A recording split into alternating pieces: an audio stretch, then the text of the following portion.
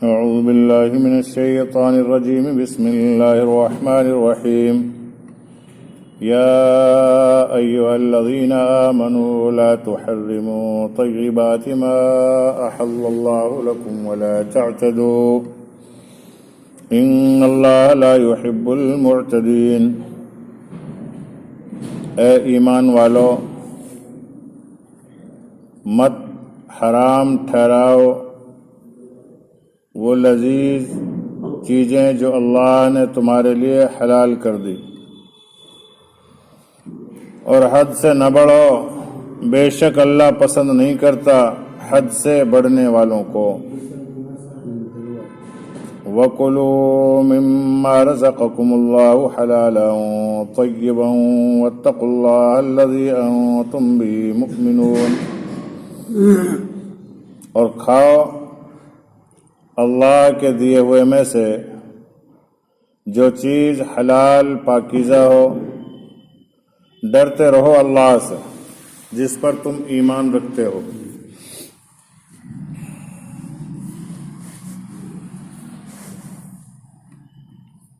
یہاں تک اہل کتاب کے متعلق گفتگو تھی. پھر آگے احکام فرعیہ کی طرف، جن کا ذکر شروع صورت میں اور کچھ درمیان میں بھی ہوا ہے. ایک تو ہوتے ہیں احکام اصلیہ اور ایک ہوتا ہے احکام فرعیہ. احکام اصلیہ میں اعتقادی مسائل آتے ہیں،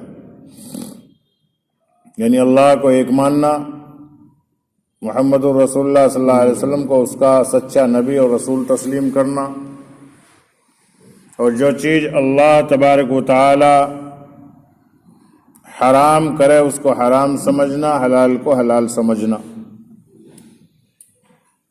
اور اللہ سب سے بڑا ہے، اللہ کے بعد جو مقام وہ محمد الرسول اللہ صلی اللہ علیہ وسلم کا ہے. یہ ساری اصولات میں آتے ہیں، یعنی اصل یہ جڑ ہیں ایمان کی، اسلام کی، احکام کی، شریعت کی. اب بعض ہوتے ہیں فرعی مسائل، احکام فرعیہ کہتے ہیں ان کو. یہ یوں سمجھو، ایک تو ہے درخت، اور درخت میں پھر 3 چیزیں ہوتی ہیں. پتے تو عموماً ہوتے بھی ہیں، لیکن اصل 3 چیز ہوتی ہیں درخت میں: جڑ، تنا، ٹہنیاں. تو عقائد تو احکام اصلیہ میں آئیں گے جڑ کے مانند، اور فرعیہ کا مقصد ہوگا جیسے درخت کی ٹہنیاں. اب کوئی درخت تو ہے، اس کی جڑیں بھی موجود ہیں، درخت بھی موجود ہے، لیکن اس میں ٹہنیاں نہ ہوں تو اسے درخت نہیں کہتے، اسے کھنٹ کہیں گے. پھر شجرتم بلا فرعیہ، عربی میں اس کو یوں کہا جائے گا کہ درخت تو ہے مگر اس کے ساکھ ٹہنیاں کچھ نہیں ہیں، خالی ٹھنٹ ہے. حطب کہہ دیں گے اس کو. تو اسی طریقے سے شریعت میں اصول تو عقائد کو کہتے ہیں، اور فرعیہ کہتے ہیں جو اس میں احکام ہیں کہ تمہیں جھوٹ نہیں بولنا ہے، چوری نہیں کرنی ہے، مشتبہ چیز کو نہیں کھانا ہے، شریعت میں دخل اندازی نہیں کرنی ہے. یہ سارے فروعات میں آتے ہیں. ایک آدمی نے اللہ کو ایک مان لیا، نبی کریم صلی اللہ علیہ وسلم کو اس کا سچا رسول مان لیا، عقیدہ اس کا درست ہو گیا. اب اس کو موقع نہیں ملا، ایک بھی نماز کا، ایک بھی روزے کا، ایک بھی زکوٰۃ کا، حج کا موقع ہی نہیں ملا. ابھی ایمان لایا، ابھی دنیا سے چل بسا، تو یہ جنت میں جائے گا، حالانکہ اصول پہ اس نے عمل کیا، صرف فروعات پہ عمل نہیں کیا. تو پچھلی گفتگو جو تھی وہ اہل کتاب کے تعلق سے تھی، چاہے وہ یہودی رہے ہوں، نصارہ ہوں، مشرکین ہوں، مجوسی ہوں، جو بھی ہوں اہل کتاب، جن جن پہ کتابیں نازل ہوئی ہیں. کچھ قومیں ایسی بھی ہیں، کچھ دھرم مذہب ایسے بھی ہیں دنیا میں جن کے پاس کوئی آسمانی کتاب نہیں ہے، ان کو اہل کتاب نہیں کہا. اب یہاں احکام فرعیہ کی طرف پھر دوبارہ سے اللہ رب العالمین نے توجہ دلائی امت محمدیہ، کیونکہ سورت کے شروع میں بھی فروعی احکامات چل رہے تھے، نماز کے، روزے کے، وضو کے، پھر بیچ میں آ گئے تھے اس کے چوری کرنے والے کی سزا کے، زنا کے، وہ ساری فروعات میں آتی۔ کچھ درمیان میں بھی ہوا۔ باعتبار خصوصیت مقام کے ایک ربط خاص بھی منقول ہے، وہ یہ کہ اوپر مقام مدح میں رہبانیت کا ذکر آیا ہے، گو باعتبار اس کے ایک جز اور خاص یعنی ترک حب دنیا کی، لیکن احتمال تھا کہ کوئی رہبانیت کی مساوی خصوصیات کو قابل مدح سمجھ جائے، اس لیے اس مقام پر اس تحریم حلال کی ممانعت زیادہ مناسب معلوم ہوئی۔ قرآن کیونکہ اللہ کا کلام ہے اور اللہ حکیم الحکمہ ہے، سارے حکیموں کا بھی حکیم، سارے بادشاہوں کا بادشاہ اور سارے معالجوں کا معالج۔ پچھلی آیات میں یہ بتلایا تھا کہ یہود اور مشرکین مسلمانوں کے لیے سخت ہیں۔ لَتَجِدَنَّ أَشَدَّ النَّاسِ عَدَاوَةً لِلَّذِينَ آمَنُوا الْيَهُودَ،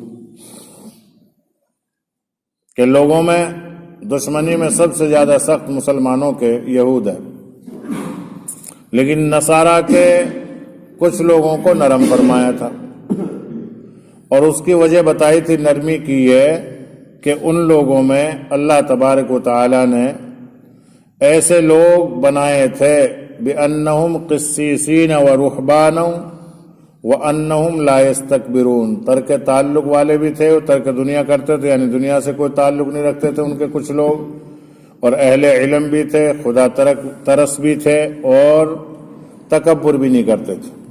یہ صفات ان نصارہ میں موجود تھی۔ اب جو ترک دنیا کا معاملہ آتا ہے تو یہاں اللہ رب العالمین نے اس آیت شریفہ کو بیان فرما کر یہ فرمانا مقصود ہے، کہیں امت محمدیہ ان 4 صفات والے اشخاص میں سے کسی کی ایک صفت کو نہ پکڑ لیں، کیونکہ ترک دنیا کا مقصد کیا ہے کہ دنیا سے بالکل لا تعلق ہو جانا، جسے ہندی زبان میں کہیں سنیاسی، اور ہمارے یہاں کہیں صوفی۔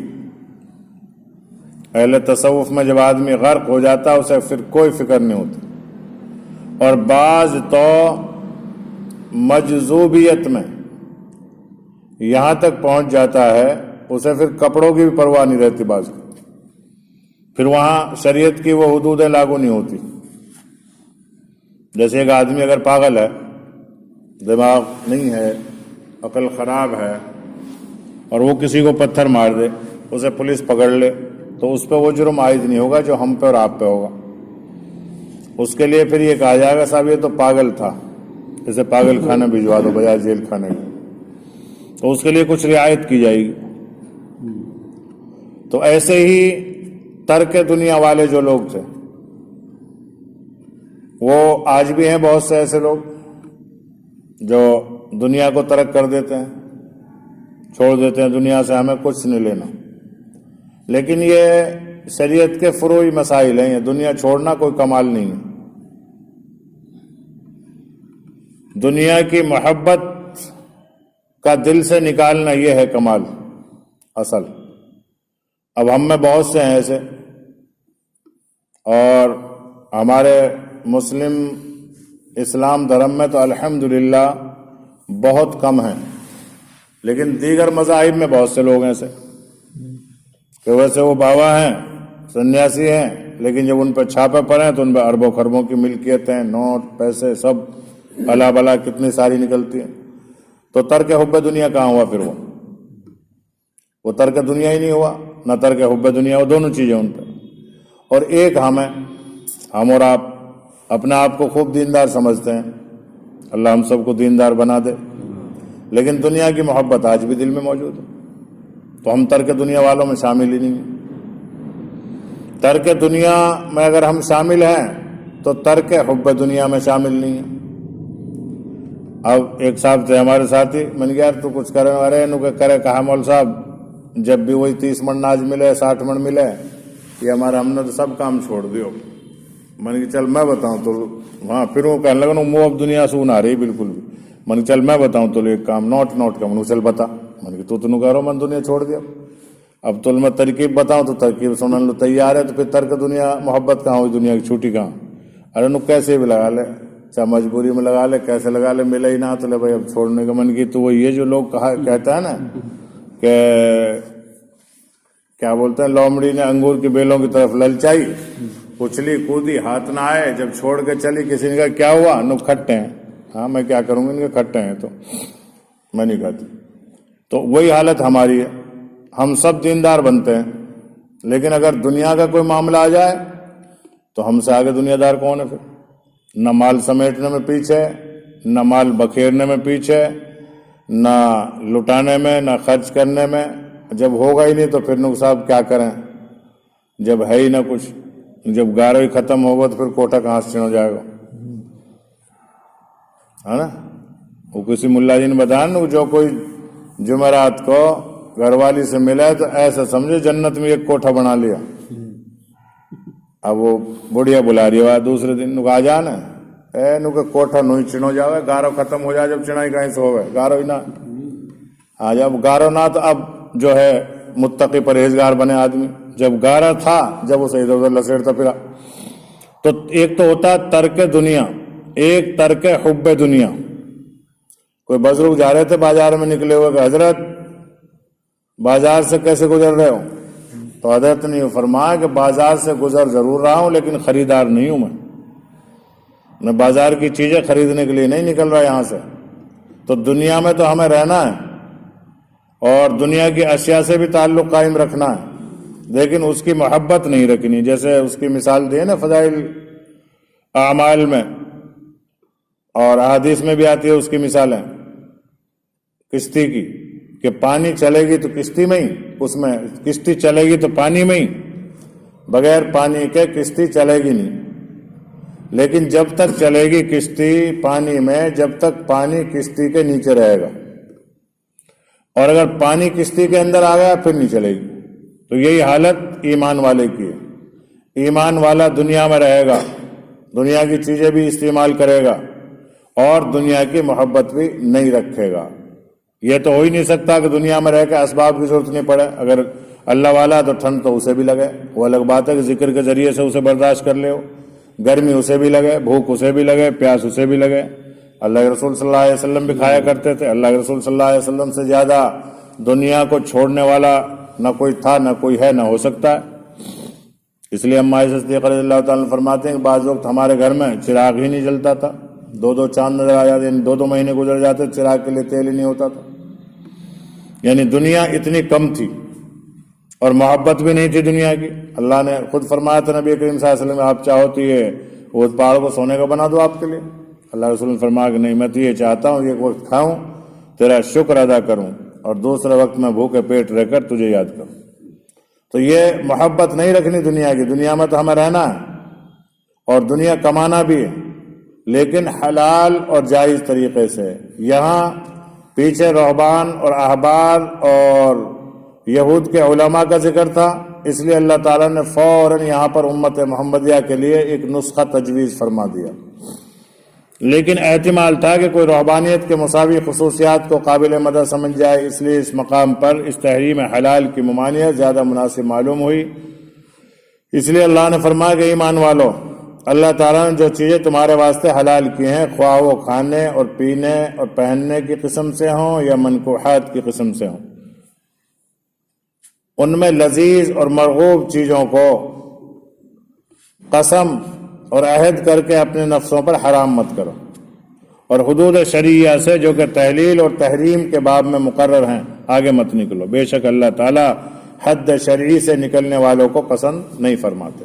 और खुदा ताला ने जो चीज़ें तुमको दी हैं उनसे हलाल मरगूब चीज़ें खाओ, बरतो, और अल्लाह ताला से डरो जिस पर तुम ईमान रखते हो। यानी तहरीम हलाल खिलाफ रज़ाए हक है, तहरीम हलाल खिलाफ रज़ाए हक है।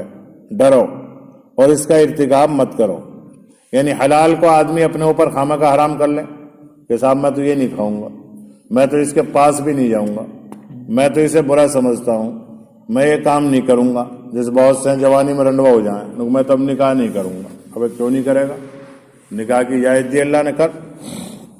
یا کوئی آدمی کے سامنے کوئی نعمت ہے، نہیں صاحب میں نے تو عہد کر رکھا میں تو یہ لذت کی شہوت کی چیزیں کھاؤں گا ہی نہیں۔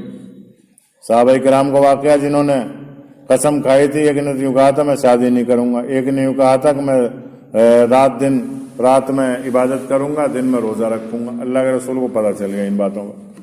اللہ کے رسول صلی اللہ علیہ وسلم فرمایا، ان کو بلایا، اور بلانے کے بعد مجھے فرمایا کہ مجھے دیکھو، میں روزہ بھی رکھتا ہوں اور رات میں عبادت بھی کرتا ہوں اور نکاح بھی کرتا ہوں، یعنی میری بیوی ہے موجود۔ تو اس کا نام شریعت ہے۔ رہبانیت ختم ہو چکی ہے، سناسیت شریعت اسلام میں نہیں ہے۔ ترک دنیا اگر حدود الہیہ کے اندر ہو تو جائز ہے، ورنہ حرام ہے۔ دنیا کا چھوڑنا حدود شرعیہ کے اندر ہونا ضروری ہے۔ ایسا نہیں کہ ایک آدمی نے کہا ہم تو اب دین کا کام کریں گے، ہم نہیں کر رہے اب کچھ بھی، ہم تو نہ بیوی کے حق ادا کریں گے، نہ بچوں کا، نہ ماں کا، نہ باپ کا، نہ پڑوسیوں کا، نہ جماعتوں کا، نہ مسجدوں کا، نہ مدرسوں کا، اور ہم تو اب سب دین کے لیے ہو گئے صاحب۔ یہ جائز نہیں ہے۔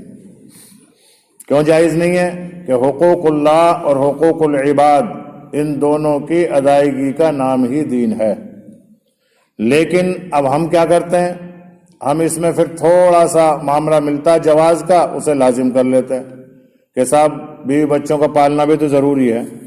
بے شک ضروری ہے خدمت کرنا ان کی، لیکن اتنی خدمت جو اللہ نے دیا حکم، جائز کاموں کا، ناجائز طریقے سے نہیں کر سکتا آپ ان کی خدمت کہ صاحب کیا کریں، جائز سے تو پل نہیں رہے، اب ناجائز کو چھوڑے تو یہ بھوکے مریں گے۔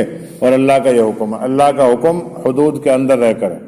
مذکورہ آیات میں یہ بتلایا گیا کہ اگرچہ ترک دنیا اور ترک شہوات اور لذات ایک درجے میں محبوب اور پسندیدہ ہیں، مگر اس میں بھی حدود الہیہ سے تجاوز کرنا مذموم اور حرام ہے، جس کی تفصیل یہ ہے کہ کسی حلال چیز کو حرام قرار دینے کے 3 درجے ہیں۔ ایک یہ کہ اعتقاداً اس کو حرام سمجھ لیا جائے، دوسرے قولاً کسی چیز کو اپنے لیے حرام، مثلاً قسم کھا لے کہ ٹھنڈا پانی نہیں پیوں گا، یا فلاں قسم کا حلال کھانا نہیں کھاؤں گا، یا فلاں جائز کام نہیں کروں گا۔ تیسرے ایک اعتقاد اور قول تو کچھ نہ ہو، محض عملاً ہمیشہ کے لیے کسی حلال چیز کو چھوڑ دینے کا عزم کر لے۔ یہ 3 درجے بتلائے۔ وہ ایک الگ بات ہے صاحب، مجبوری ہے کسی کو کہ گوشت کھانے سے پیٹ خراب ہوتا، مت کھاؤ، گوشت کھانے کو من نہیں کرتا، مت کرو، تمہارا من کرے یا نہ کرے، لیکن حرام مت سمجھو اسے، کیونکہ جس چیز کو آدمی حرام سمجھتا ہے اس سے انسان کے دل میں نفرت اور قباحت پیدا ہوتی ہے۔ نہ قول سے سمجھے، نہ عمل سے سمجھے، نہ اعتقاد سے سمجھے۔ پہلی صورت میں اگر اس چیز کا حلال ہونا قطعی دلائل سے ثابت ہو تو اس کو حرام سمجھنے والا قانون الہی کی صریح خلاف ورزی کی وجہ سے کافر ہو جائے گا۔ جس چیز کو اللہ نے تو حلال کیا ہے تم اسے حرام سمجھنے لگو تو آدمی پھر کفر تک پہنچے گا۔ اور دوسری صورت میں اگر الفاظ قسم کھا کر اس چیز کو اپنے اوپر حرام قرار دے دیا تو قسم ہو جائے گی۔ قسم کے الفاظ بہت سے ہیں جو کتب فقہ میں مفصل مذکور ہیں، ان میں ایک مثال یہ ہے کہ صراحتاً کہے کہ میں اللہ کی قسم کھاتا ہوں فلاں چیز نہیں کھاؤں گا یا فلاں کام نہیں کروں گا، یا یہ کہے کہ میں فلاں چیز یا فلاں کام کو اپنے اوپر حرام کرتا ہوں۔ اس کا یہ حکم ہے کہ بلا ضرورت ایسی قسم کھانا گناہ ہے، اس پر لازم ہے کہ اس قسم کو توڑ دے اور کفارہ قسم ادا کرے، جس کی تفصیل آگے آئے گی۔ تیسری قسم جس میں اعتقاد اور قول سے کسی حلال کو حرام نہ کیا ہو بلکہ عمل میں ایسا معاملہ کرے جیسے حرام کے ساتھ کیا جاتا ہے کہ دائمی طور پر اس کو چھوڑنے کا التزام کرے، اس کا حکم یہ ہے اگر حلال کو چھوڑنا ثواب سمجھتا ہے تو یہ بدعت اور رہبانیت ہے، جس کا گناہ عظیم ہونا قرآن و سنت سے منصوص ہے، اس کے خلاف کرنا واجب اور ایسی پابندی پر قائم رہنا گناہ ہے۔ ہاں اگر ایسی پابندی بنیت ثواب نہ ہو بلکہ کسی دوسری وجہ سے ہو، مثلا کسی جسمانی یا روحانی بیماری کے سبب کسی خاص چیز کو دائمی طور پر چھوڑ دے تو اس میں کوئی گناہ بھی نہیں۔ بعض صوفیاء کرام اور بزرگوں سے حلال چیزوں کے چھوڑنے کی جو روایت منقول ہیں وہ سب اسی قسم میں داخل ہیں کہ انہوں نے اپنے نفس کے لیے ان چیزوں کو مضر سمجھا یا کسی بزرگ نے مضر بتلایا اس لیے بطور علاج کے چھوڑ دیا، اس میں کوئی مذائقہ نہیں۔ آخر آیت میں فرمایا کہ وَلَا تَعْتَدُوا إِنَّ اللَّهَ لَا يُحِبُّ الْمُعْتَدِينَ، یعنی اللہ کی حدود سے آگے نہ بڑھو۔ کیونکہ اللہ تبارک و تعالیٰ ایسے بڑھنے والوں کو پسند نہیں فرماتے۔ حد سے بڑھنے کا مطلب یہ ہے کہ کسی حلال چیز کو بلا کسی عذر کے ثواب سمجھ کر چھوڑ دے، جس کو ناواقف آدمی تقوی سمجھتا ہے، اور اللہ تبارک و تعالیٰ کے نزدیک وہ تعدی اور ناجائز ہے۔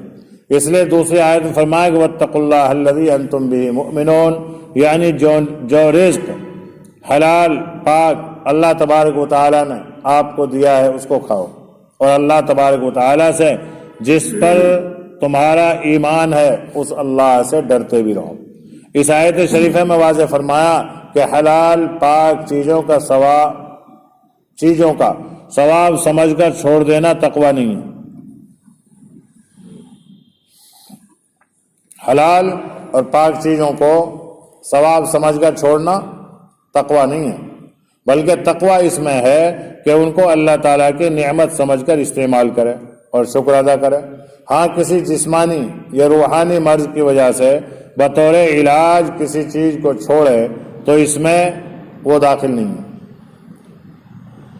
کسی حکیم نے بتلا دیا کہ آپ انڈا نہیں کھائیں گے، آپ انڈا کھائیں گے حدت بنے گی، تکلیف پہنچے گی آپ کو، مت کھاؤ، چھوڑنا کوئی برائی کی بات نہیں، لیکن اس چھوڑنے کو ثواب سمجھنا یہ تقوی نہیں ہے، مجبوری ہے۔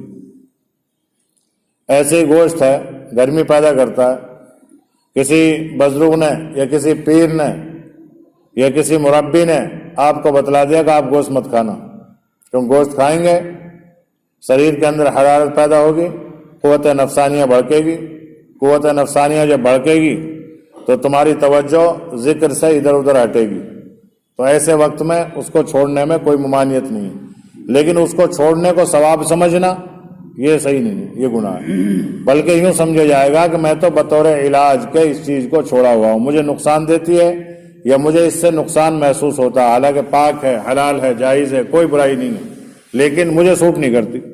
جب نہیں کرتی تو مت کھاؤ، مت پیو، مت استعمال کرو، لیکن اسے گناہ بھی مت سمجھو، اس کو کہتے ہیں تقوی۔ اور آخر میں اللہ تبارک و تعالیٰ نے پھر وہی مربیانہ انداز اختیار فرمایا کہ ایمان والو اللہ سے ڈرو۔